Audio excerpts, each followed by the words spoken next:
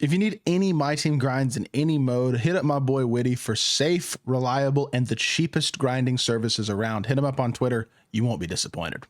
Yo, what is good, YouTube? Welcome back to another JC2K video. In today's video, we're going to be talking about the best budget cards to buy here in NBA 2K25 My Team. Now, what is considered a budget card, I think is arguable this year because, I mean, some people would say budget cards, anything under 20K, and some people would say budget cards, anything under 100K. Like, it just depends on the person, and I'm going to have a mix of cards in this video. Most of them will be pretty darn cheap, like 10, 15, 20K max. Some of them, a couple names anyway that I'm going to shout out in this video, are going to be more expensive, whether that be because there aren't as many good budget cards at that position is because they're really good for their value. So before we hop into it, if you haven't already, make sure you hit that subscribe button. Help me push towards the 40,000 subscriber mark on the channel. I upload every single day, multiple videos a day. Would really appreciate it if y'all do subscribe. Without further ado, let's hop right into it and let's start off with the point guard position. In my opinion, still the best budget point guard in the game is probably Stephon Castle. Just in terms of sheer, you can get him for less than 20K. His jumper is money. Defensively, he is extremely viable. And I mean, he's just a high level all around PG who kind of does everything solidly. He's not the best shooter in the world, but he will consistently green when he's open. He's decently athletic. He's got good size at 6'7", great defender. Overall provides a lot of value, and honestly, very similarly is Diamond Dyson Daniels. Super smooth jumper, honestly a better jumper than Castle. And again, very good defensive card, and holds it down offensively all the way around at 6'7" at the point guard position.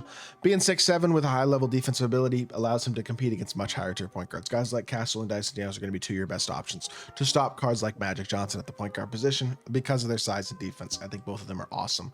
Obviously, Galaxy Opal Zach LaVine was free yesterday in Triple Threat Park, so hopefully y'all took advantage of that win streak. But his pink diamond is still pretty affordable as well. Can get him for less than 40,000 MT. Honestly, not that much worse than his Galaxy Opal. They have the same exact defensive stats. The Opal has better badges and stuff, but overall they're not that different. Their animations aren't any different. I think the pink diamond is still definitely usable as well. So if you're looking for more of an offensive point guard, in my opinion, pink diamond LaVine would be the best place to go for that. I think he is another really good budget option at the PG position. Now, at the shooting guard position, there are literally 33,750 options. Number one, Bilal Coulibaly, 6'8", great release, great 3 and D. Number two, Matt Barnes, going for 6,000 MT. DBG's new favorite card is, again, less than 10,000 MT, 3 and D with a really good jump shot, athletic, very, very solid card. Number 3 and 4 are Danny Green and Doug Christie from this past week's, or from a week and a half ago, I guess at this point. It's inevitable drop. Both those guys are really, really nice 3 and D cards as well, who are also extremely versatile. And that's not to mention your Drazen Petrovic, your OG Anunoby, both of whom are more expensive, but are very, very good if you want to get them. Kyle Korver's less than 100K, and he's probably the best buyout shooting guard in the game. He's an elite level card. There are a lot of high level options in my team at the shooting guard position for different price points under 100,000 MT, but I wanted to mainly mention the guys who are super cheap, and it's mainly those 4 guys. Also, Julian Strawther. That's yet another option at the shooting guard position who's good. There are a ton of really good cheap shooting guard options in my team. It is probably the most loaded of the budget card positions right now. Now, in my opinion, the least loaded of the budget card positions is the small forward position, or at least it's right near the top. Small forward and center are the main positions that just don't have super good options. For example, realistically, Rudy Gay is one of your best options. He's 6'8", has a very smooth jump shot,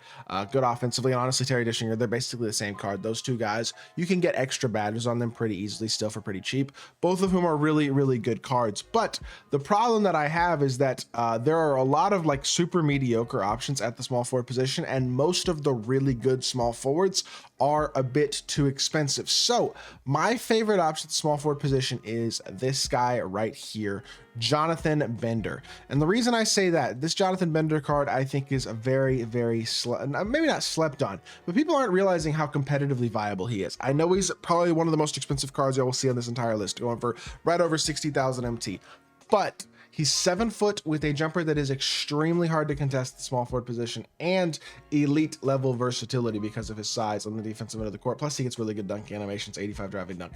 He is not unbelievably OP stat and badge wise, but his size and his jump shot at his position make him extremely valuable. Definitely one of the better small forwards in the game, period, let alone obviously budget small forwards. I know he's not extremely cheap, but he is the main guy at the small forward position that I personally would be recommending to people. Always can run some of these like 6'8" shooting guard options as well at the small forward position. If you're in need of a filler small forward, there are always some pretty solid options there as well. And even like an Amethyst GG Jackson, who's what, 3000 MT or so, he is awesome offensively with a super smooth jumper, 90 driving dunk, and also pretty good defense and some decent sigs. Like I know he's only an Amethyst, but if you need a filler option, he is a great filler option to go to. Now, power forward position, Bender is definitely still good, but there are some other guys that I personally like for example, Jaren Jackson Jr. I think is really nice at the power forward position still. His diamond, I think this card is a very, very viable option at the power forward.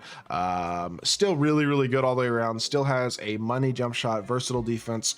Again, there are a lot of badged ones floating around, so you can always potentially find one with extra badges added and stuff for a good price. And he is a cheap, affordable, really good defensive power forward who provides good size, smooth jumper, decent athletic ability. Like, again, much better than his tier. Another guy who's good at the small forward position, who I didn't mention but can also play power forward as well, is Paulo Banchero. His diamond card, very similarly to Jaren, has had elite level longevity, considering that a fully badged Paulo can have every single badge in the game. And again, there are a lot of him floating around with extra hoffs. For example, this one, 59k right here, has 18 Hall of Fame badges, including a bunch of good ones. And this one has been up for 2 hours. Like, you can easily find good deals on cards that have been out for a long time and were like the best cards in the game when they first came out and are still viable, like this Diamond Paulo Banchero.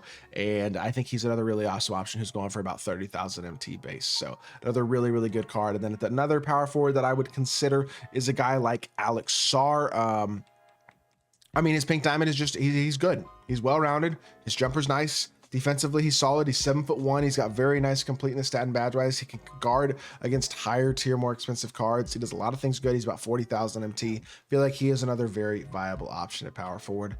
At the center position, the main centers that I personally would recommend are mostly expensive. So number one, I know that these two guys we're going to get to are going to be very expensive. First of all, Vlade Divac. He is right about 100,000 MT. It's a lot of MT, but I think he's the best buyout center in the game, and I think he's very, very good. And he also has continued to go up in price. Good speed, smooth jump shot, versatile playmaker, good defender, super duper solid card. Another card is very similar to Vlade is Rudy Gobert. They do different things. Gobert's more of the dominant inside, Vlade is more of the stretch, but again, going for a little bit under 100,000 MT. Gobert is a guy who is, again, going to provide that elite level interior defensive ability, guard anybody, rebound a ton, got decent speed, all that type of stuff. Like, really good card. But the honest truth is, in terms of budget centers, you're kind of looking at guys like Alex Sarr, who I already mentioned, as Zach Edey, who is 7'5" with a smooth jump shot, but unfortunately has 60 speed, which kind of limits him a little bit. My favorite budget center right now, and this might sound like I'm trolling, I'm really not, is Diamond Tyson Chandler. Call me crazy. I love this card. His jumper is money. He's got 87 speed. He's a legit 7-footer with a big player build. He's got what, 95 standing, 90 driving dunks, something along those lines. Yep. I know he's only got a 62 3-ball, but his jumper is extremely smooth. He has 96 speed, or 96 block, 96 interior, 95 rebounding, 85 steal and perimeter. And like I said, he's got the athletic ability as well. I love this card currently. I think he's really, really good. And I think he's a great value option. Then another guy who has dropped in price a lot recently, but similarly to Vlade and Gobert, is pretty expensive, although certainly not as expensive as them from what I have seen recently, is Pink Diamond Kristaps Porzingis. Oh, never mind. He's back up to 100K. He was going for like 75, 80K. People were telling me. He's back up to 100K. He's another guy I would consider for a buyout option. Realistically, at the center position, in order to get top tier guys, unless you're running like Sarr or Jaren at centers or Tyson Chandler, you're going to have to spend more MT. It's just how it is right now. There aren't a lot of like elite level pink diamond centers that are available. Hopefully we can continue to get some more here in the near future, because I think that would be really nice. But as a whole, that is going to do it for this video. I hope this gave y'all a good picture of a lot of the good budget cards to be targeting right now. And if you did enjoy the video, make sure you hit that like button, leave a comment, and subscribe. I'll be back with more 2K content very, very soon, and I appreciate y'all. Peace.